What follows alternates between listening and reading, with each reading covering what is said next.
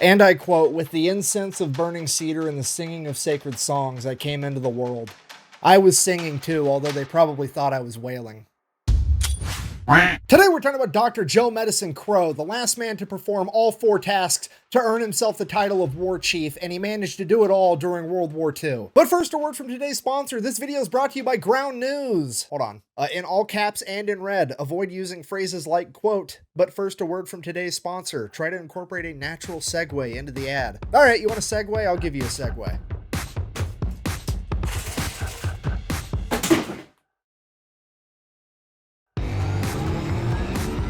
Ground News isn't a news source, but the world's first news comparison platform. They collect news from over 50,000 sources, sticking it into one convenient app, allowing you to compare all the news coverage in one convenient location, allowing you to simply swipe over to read different headlines for the same exact story, being able to tell which outlet is biased and which isn't, and how factual their articles actually are. And if that wasn't enough, they also have cool features allowing you to search for news on an actual map by geographical location, and they have blind spot coverage showing you articles that are receiving little to no coverage in the mainstream media. So for example, just to show you how this works, I have personally been following the story coming out of California where an angry otter keeps kicking surfers off of their surfboards. For days, she's been evading arrest from authorities after committing what they're calling longboard larceny. And utilizing Ground News, I can see that today alone there's been over 49 news outlets all reporting on it, and it allows me to quickly swipe through the most popular headlines, seeing that they're all virtually identical and highly factual, which allows me as a news consumer to conclude that everybody on the political spectrum, both left, right, and center, all thoroughly enjoy the world's cutest carnivorous mammal messing with hippies.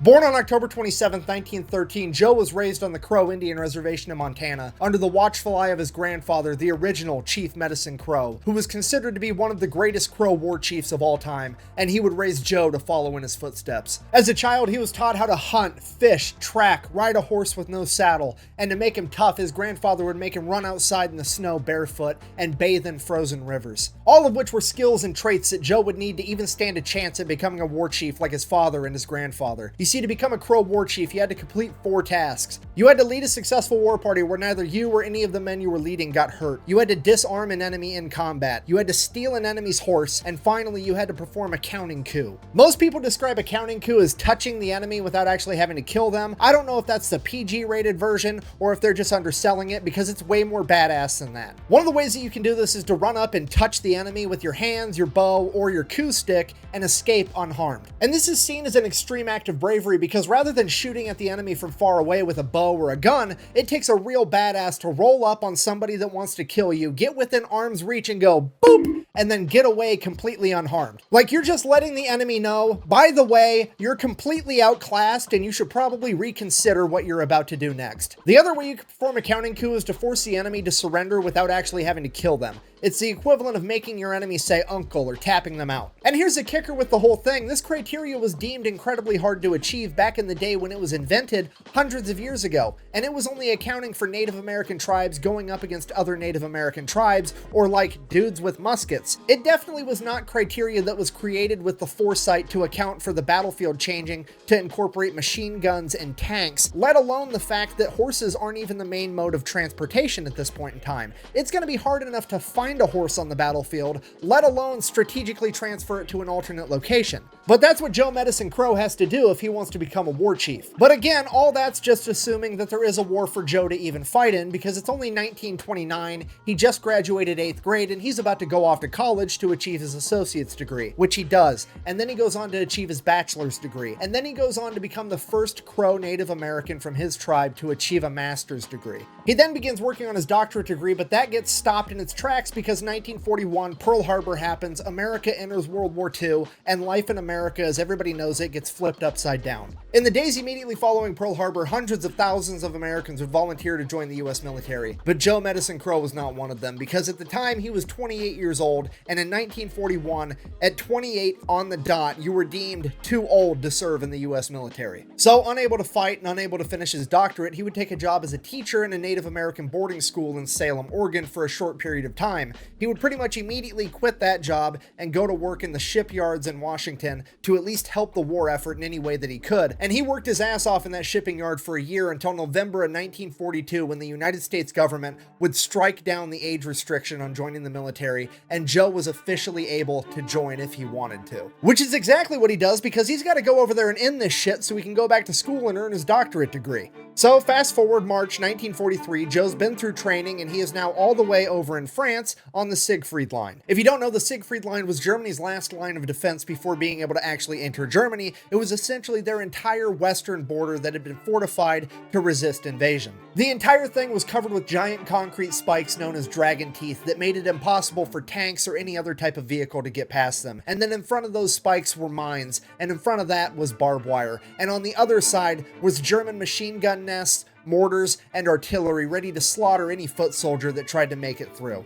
And Allied forces have been halted here in their tracks since August of 1942, but then in March of 1943, this new guy shows up. He's already got a reputation for being a badass. He's rocking Native American war paint underneath his fatigues, and he's got a yellow painted eagle feather underneath his helmet for protection. Surely this man is the main character. We're gonna see what he can do. So Joe's commanding officer pulls him aside and says, hey, look, if anybody can pull this off, it's going to be you. But I need you to take a small group of guys and a bunch of explosives, make your way through the Siegfried Line, find a German machine gun nest, and completely demolish it. That way we can get some construction guys in there. They can take out the barbed wire and the mines and the dragon's teeth without getting shot at the entire time. And we can start funneling forces in and finally break through this line. So on March 15th, 1943, Joe Medicine Crow would lead 7 other men through the barbed wire, through the mines, through the dragon's teeth, all while being fired at by German machine gun fire and mortars exploding all around him, and they would make their way to the machine gun nests and begin blowing up as many of them as they could. Because of this, Allied forces are finally able to break through the Siegfried Line. Joe Medicine Crow is believed to be the first American to set foot into Nazi Germany, and all of the men that he led into this raid were completely unharmed, meaning that Joe Medicine Crow had just successfully led his first war party, and that he had completed the first task in his journey to becoming the last war chief. Fast forward a couple months, Joe's entire unit's clearing out a small German town and they're in the middle of a huge firefight, so Joe decides he's going to cut down an alley so that he can go and get around to flank the enemy. As he's running down the alley, he gets far enough down that he thinks he should be able to turn in and get to where he can find a good position to launch an attack, and that's when he turns into this narrow gate into somebody's backyard, and right as he turns into the gate, he collides helmet to helmet with a German soldier. It is now just Joe, this German soldier, and the firefight in the background, so Joe leaps forward, grabs the German's gun, throws it to the ground, raises his gun at the German, ready to fire, the German standing there completely helpless. And for some reason, Joe's not quite sure why, he decides that he's going to throw his gun on the ground too, and they're gonna, and I quote, tear into one another. So they start having a good old-fashioned fist fight, and this German ends up getting the better of Joe. He ends up wrestling him to the ground and getting on top of him and hitting him. And finally, Joe would manage to roll him over, get on top, hit him a couple times in return, and then he would begin strangling him. This guy's entire head is turning different shades of red and purple and blue as Joe is quite literally strangling the life out of him. And in one last fit of desperation, he manages to buck Joe off just enough to be able to gasp out, "Mama, Mama." And for some reason, Joe said that this opened his ears and he decided to let the man go. So Joe hops up, grabs his rifle, and carries on to go flank the enemy like he had originally intended to, and at this point, he didn't even realize that he had just completed 2 more tasks to become a war chief. He had disarmed his enemy, and he had committed a counting coup by forcing his enemy to admit defeat without killing him. Which means the only thing Joe has left to do to become a war chief is to find a horse and then steal it. I mean, strategically transfer that piece of equipment to an alternate location. I don't know what you're thinking. Good luck. You're not going to find a horse in the middle of World War II. This is the era of cars and tanks and machine guns. But honestly, you'd be wrong, because the German military in World War II actually used horses a lot. So much so that the German military was actually blown away that when America showed up, they didn't have horses at all. They exclusively had motorized vehicles. And this was actually an early indicator to high up Nazi leadership that they were about to get their schnitzel kicked in. Because this highlighted the enormous gap in logistical power between Germany and America. America was creating enough motorized vehicles and refining enough oil, and then had the power to ship it all the way across the planet to provide for their entire military, and Germany couldn't pull that off inside of Germany, let alone across the world. Sorry, we're getting sidetracked. Moral of the story, there's horses, Joe has to find one, and he has to steal it so he can earn the title of war chief. So fast forward a couple months, Joe gets sent out on a mission, being a scout, to scout ahead for his entire unit. So while he's out there by himself, he's looking through his binoculars, and holy shit, it's a German SS officer on horseback.